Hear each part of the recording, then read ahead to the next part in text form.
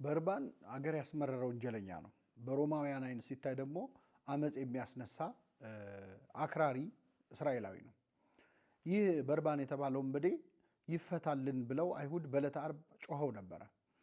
ኢየሱስ ይሰቀል፣ በርባን ይፈታ ብለው ደጋግሞ በጮኸት ጩኸት ምክንያት በርባን ነፃ ወጥቷል። በርባንን አግኝተን ብንጠይቀው ዓርብ ዕለት ከእስር ቤት ያስፈታ ማን ነው ቢባል የሚመልሰው ህዝቡ ብሎ ነው። እውነትም በርባን ይፈታ ብለው የጮሁት ህዝቡ ናቸው።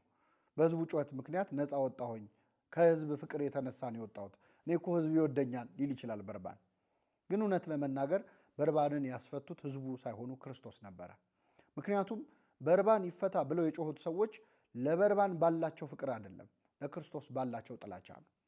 ክርስቶስ እንዲሰቀል ያላቸው ፍላጎት በርባን ካልተፈታልን እንዲሉ አደረጋቸው። ስለዚህ በርባንን ያስፈታው የዓርብ ዕለቱ መከረኛ ክርስቶስ ነበረ። ለክርስቶስ ያላቸው ጥላቻ በርባንን ነፃ አወጣው። ክርስቶስ በዚያ ቀን የወረደበት መከራ ለበርባን ነፃነቱ ነው። ስለ በርባን እያወራሁ አይደለም። በርባን ማለት እያንዳንዳችን ነን። ክርስቶስ ታስሮ ያስፈታው ሁላችንንም ነው። ይህንን ቪዲዮ የሚያይ ሁሉ በርባን እኔ ነኝ ሊል ይገባል። ምክንያቱም በርባንን ነፃ ያወጣው የክርስቶስ መታሰር ነው። በርባንን ከግርፋት ያዳነው የክርስቶስ መገረፍ ነው።